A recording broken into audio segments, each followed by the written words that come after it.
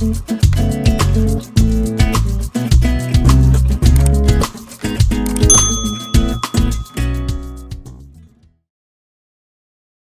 back to another edition of Test Don't Guess Tuesday. Hi, I'm Melissa Hoklopacki. I'm a functional gut health expert, and every Tuesday I review GI map tests from clients with all the information redacted. Everyone's privacy remains private, but the point is to show you how much benefit there is in testing instead of guessing, right? Most of my clients come to me with years of constipation. Some of them are going to the bathroom once a week, and that's been their normal.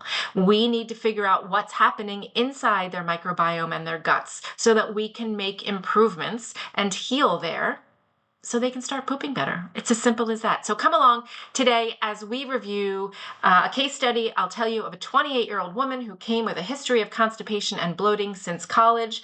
When she started college, that's almost 10 years.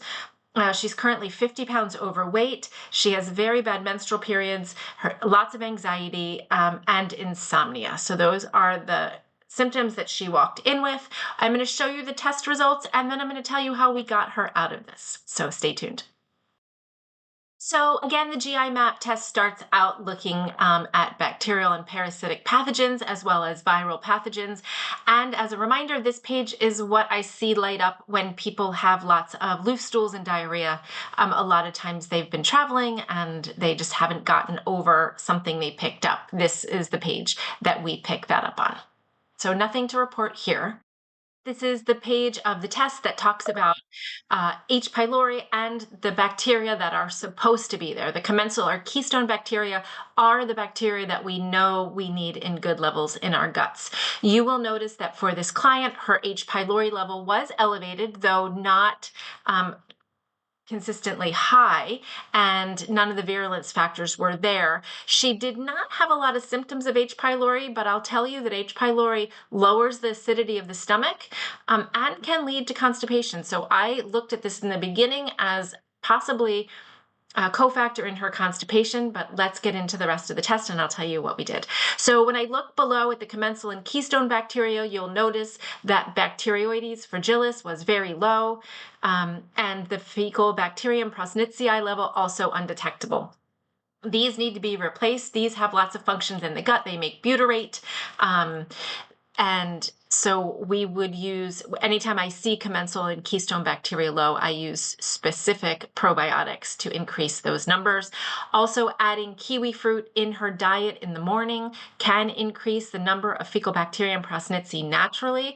I also love kiwi fruit in the morning before coffee on an empty stomach as a way to jumpstart digestion. A lot of people who have constipation with low fecal bacterium prosnitzii do notice some benefit to their constipation when taking this fruit.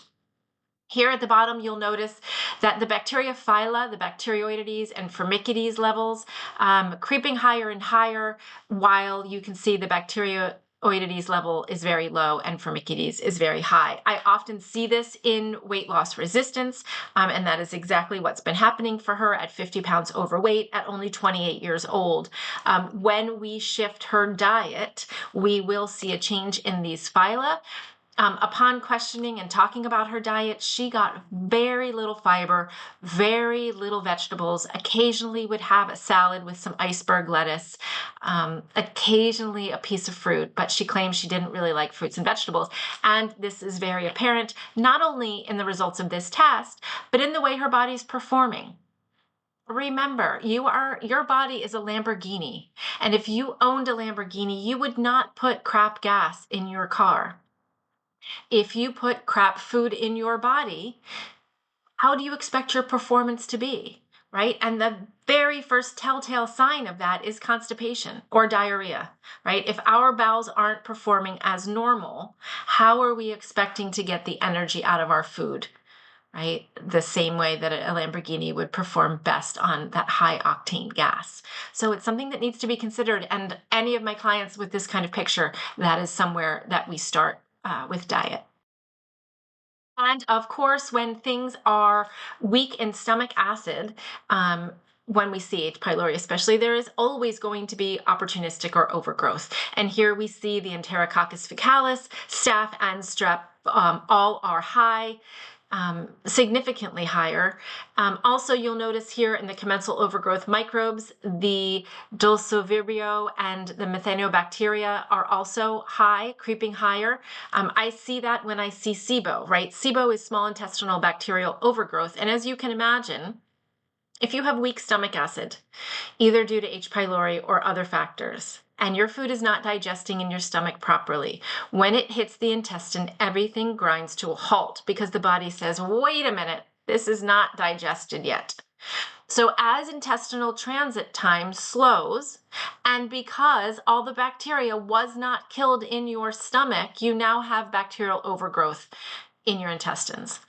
Some of this is what we see at the top, Enterococcus and staph, but when we get down into the small intestine and start to overgrow microbes, we get some hydrogen and some methane gases. That's what this is showing. She's headed in that direction. Also, you'll notice that Citrobacter is high, and that is a key marker for rheumatoid arthritis. So she was not at 28 showing signs of rheumatoid arthritis, but again, we know from all this gut testing and all the studies that are coming out that this level of bacteria being high is going to lead to rheumatoid arthritis if it's not managed. So that is in fact what we did. There's one more page to take a look at here. And this is, in fact, my favorite page. Not so much at the top. You know, we don't often see parasites in the stool. Parasites don't live in your poop. They live in your tissues. So you have to catch them on a good day when they're out and about to be able to see anything on this test. I have plenty of people that test negative for parasites and pass them when we do parasite cleanses. So just a reminder there. But my favorite part of this test and what really helps to develop a protocol is this intestinal health marker section. You'll notice here that steatocrit, that's telling me how she's processing fat. It's not great, right? It's not tragic yet, but her body's not doing a great job there.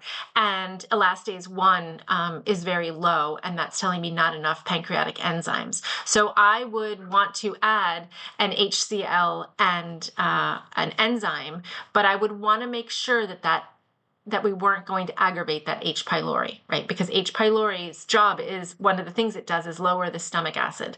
So by adding stomach acid, we would inflame that. I'll talk about that in 1 second. Beta-glucuronidase creeping higher. When we have chronic constipation, our hormones are not processing well through our liver and getting out on the daily basis. We see this number creep higher. I'm not surprised. No blood in her stool, that's good. Down at the bottom, let's take a look at the section for her immune response. You'll notice that her secretory IgA is low, telling me that the part of the immune system that's made in the gut is suffering right now. Doesn't seem to have any issues with gluten. That's the anti-gliadin IgA. Eosinophil activation protein is nice and low, as well as is calprotectin. So what did we do for this young lady? Number one, we remineralized her body. We are very low in minerals. Many of our processes don't work when we are not remineralized. So that's what we did for her. We put her on a bowel program to get her moving her bowels every day. We use some natural herbal laxatives to do that, along with some other products, natural vitamins and supplements, and we back off as we get things moving. We did put her on a detox for heavy metals and for parasites. She did beautifully, passed quite a few parasites, even though this test obviously showed no parasites. Put her on digestive enzymes. We did wind up doing a month of mastic gum. That is a treatment for H. pylori. I put her on a supplement with mastic gum for 30 days. I think it was enough to take the level of H. pylori down low enough that we started to introduce the betaine HCl along with the enzymes with every meal. Her stomach acid came back up. A lot of these bad guys went away. We did add some good probiotics, Saccharomyces boulardii being one strain that really helped her, and then just a general good probiotic. This took about 5 months in total to clear these numbers.